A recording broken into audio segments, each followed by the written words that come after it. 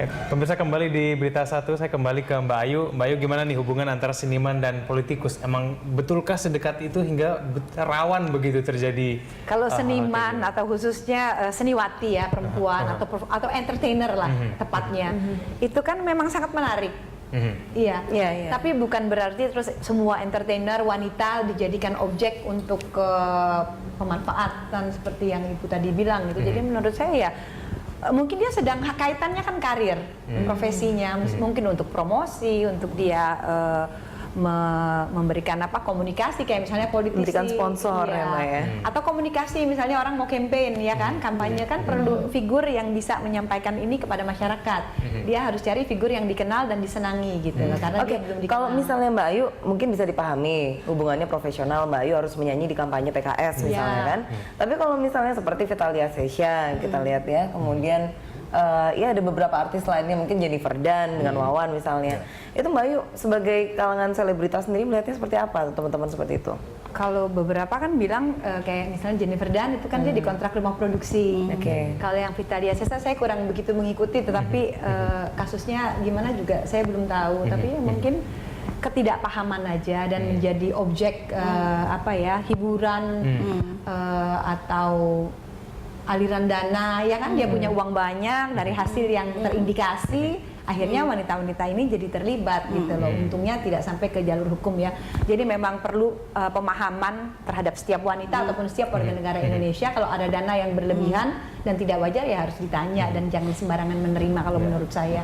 Nanti semua artis wanita jadi parno ntar kalau ada yang nawarin ini ya kerjaannya. Saya kembali ke Mbak Ani. Mbak Ani, kalau menurut Anda ini sejumlah public figure yang dinyatakan terlibat, itu menurut Anda itu lebih terjadi karena mereka terjebak, ketidaktahuan, atau mungkin mereka sebetulnya tahu tapi mengambil resiko begitu? Itu menurut Anda bukan? Bisa tiga-tiganya sebetulnya. Bisa kan saya bilang ya? Kan nggak bisa digeneralisir gitu ya. Ini mungkin kalau model kayak Mbak Ayu, dia sadar, dia profesional aja dia hubungannya kan, hubungan kerja, melihatnya sebagai hubungan kerja. Tetapi ada yang mereka betul-betul naif, tidak paham gitu loh ya, tidak mengerti bahwa ini sebetulnya adalah modus yang sebetulnya bisa berpotensi menjebak si korban ini gitu. Saya membayangkan mungkin yang seperti siapa namanya, saya nggak tahu, si istri yang paling mudanya si Fatona. Iya, Fatona.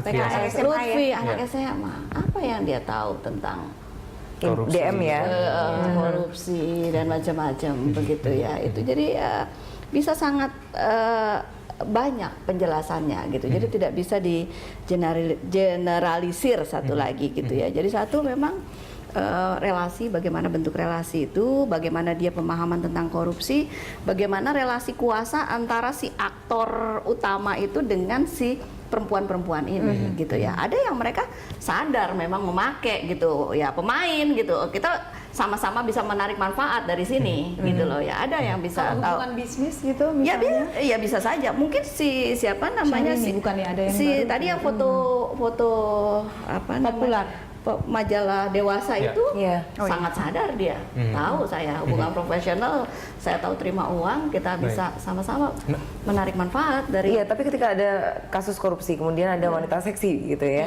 Ini dekat sekali hubungannya, ini jadi pengalihan isu yang sangat luar biasa loh sebenarnya. Betul, ya, Mbak ya.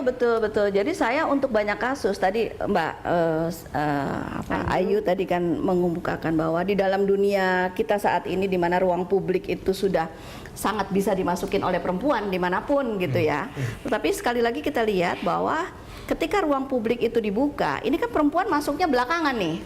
Baru bisa masuk di arena politik belakangan, dunia usaha, private sector, media. Dulu kan semuanya dominasi laki-laki, lebih banyak mayoritas laki-laki. Aturan main, regulasi semua kan sudah terlanjur terbentuk dan ditulis oleh regulasi berdasarkan kesepakatan itu. Nah, sebagai pemain baru ini nggak ada role model, nggak ada apa, rentan benar dia dia pikir ikut itu benar, ternyata ikut itu tidak benar gitu ya. Teman-teman kita di DPR perempuan bisa jadi juga mereka nggak paham itu karena mereka masuk belakangan, jadi nggak tahu aturan main, dia terjebak. Dan bisa jadi ini memang dimanfaatkan. Saya katakan bahwa ini adalah titik paling rentan menggunakan perempuan ini paling aman sebetulnya, gitu loh ya, untuk bisa menutupi korupsi yang lebih besar sebetulnya, mengalihkan isu, gitu loh ya, fokus jadi nggak ke akar dari korupsi siapa aktor besarnya, tetapi ke mengejar ini figuran perempuan-perempuan mana aja nih, ada 45 lah ya,